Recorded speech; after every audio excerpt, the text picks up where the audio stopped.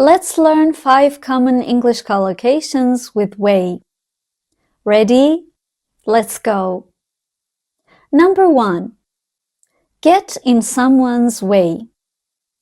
It means to block, disturb, or prevent someone from doing something. For example, I don't want to get in your way while you're working. His fear of failure often gets in his way.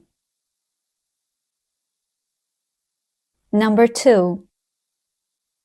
Learn the hard way. It means to learn something through a difficult or unpleasant experience rather than advice. For example, he learned the hard way that saving money is important. She learned the hard way that trusting the wrong people can be very risky. Number 3. Give way to. It means to be replaced by something else, often gradually. For example, the rain gave way to sunshine in the afternoon. Traditional shops are slowly giving way to online stores.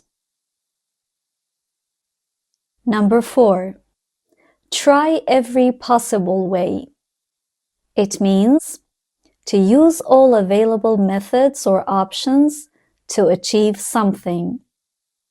For example, she tried every possible way to solve the problem. We tried every possible way to contact him, but he didn't reply. And number 5, find one's way.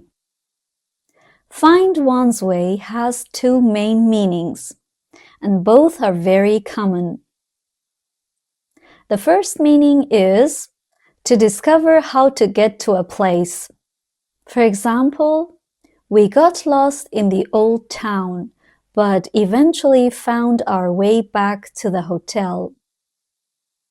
The second meaning is to gradually become successful or comfortable in a new situation.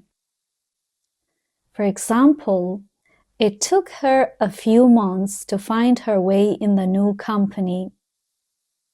Which collocation do you use most?